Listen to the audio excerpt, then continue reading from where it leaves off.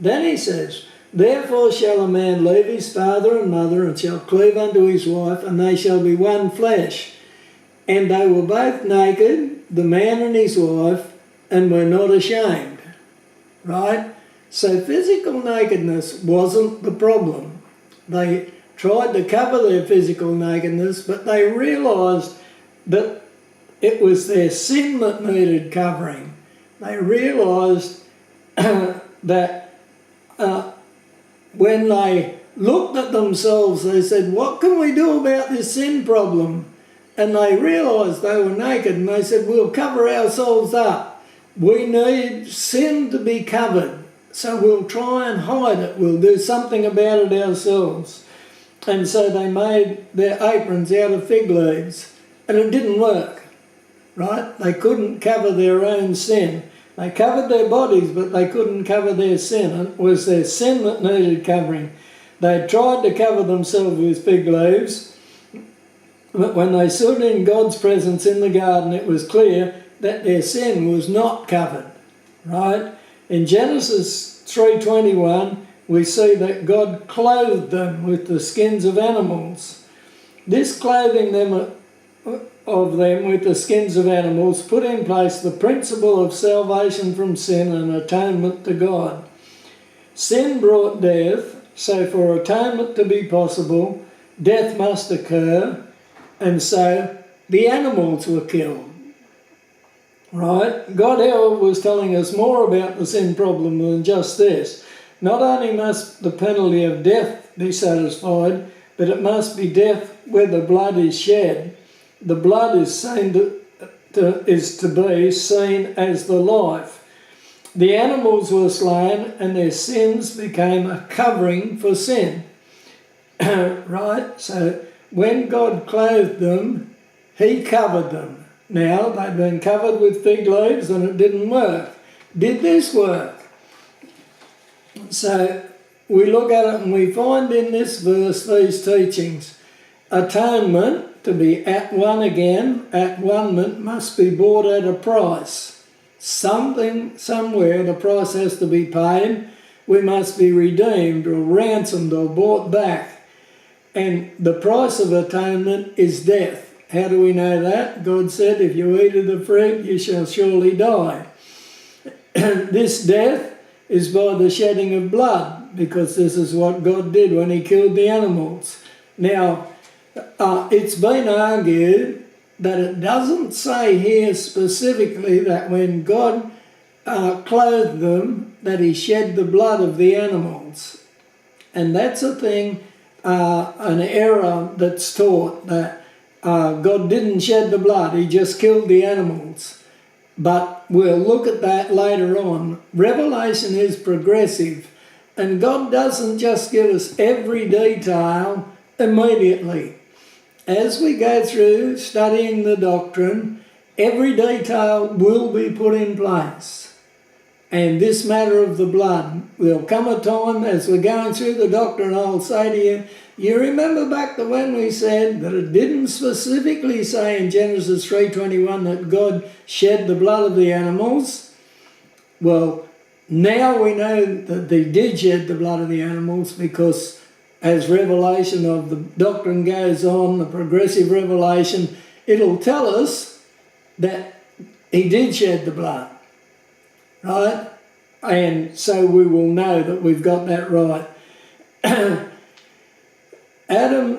This verse also tells us that this death of the animals, or death that has to happen, must provide a covering for sin, or otherwise there's no atonement. And this covering must impute righteousness. It must put righteousness to the account of the one covered, so that they can stand in God's presence again and commune with him, so that they can appear as righteous before God, like Adam and Eve were before they sinned. That's what it needs, restoration to the divine favour, right? Now we must understand that the one killed must become the substitute for the sinner. One must die for or instead of the other one. And that's what this verse tells us. The animals died instead of Adam and Eve.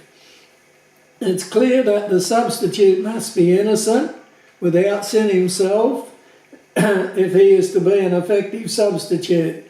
If he has sin of his own, his death will only cover his own sin and no one else's. And so you say to yourself, all right, well, God's fixed the problem. He's covered them, and so there's atonement being made, and so everything should be able to go on back as normal. Well, if that's so, why did God drive them from his presence? Genesis 3:42. Let's just have a look at that. Genesis 3:24. So he drove out the man, and he placed at the east of the Garden of Eden cherubim and a flaming sword, which turned every way to keep the way of the tree of life. Now, why did God drive them out if he'd fixed the problem and this provided atonement? Why did he drive them out? Well, the answer's simple, really. God is God, and so he requires perfect justice. His very nature demands it. The animal skins were just a type or an allegory of what was needed. In a way, this verse, Genesis 3:21, is God's way of laying down the ground rules for atonement. We see and we understand immediately that it was man who had sinned, and so it would require a man who met the criteria that God had laid down to die in man's place. And now that's a very difficult thing, isn't it? We need a man. God had a man, and in the test that was given to that man, Adam, he failed. So God said, yes, this can be fixed, but it needs another man who is perfect and everything as Adam was, that can come and die in man's place, and so take the punishment for sin and allow all other mankind to go free. Just as our forebear Adam has imputed sin to us, he's put it to our account. Because he sinned, we're sinners, right? Just as our forebear Adam has imputed sin to us through his sin, so we need a second Adam who can impute righteousness to us through his righteousness to cover our sin. So what was required by God was a man who was without sin himself, right, totally innocent, a man who was willing to die for all mankind, to be our substitute, a man who was willing to die for all mankind, for their universal benefit, because all mankind are sinners in Adam, a man who was willing to shed his blood.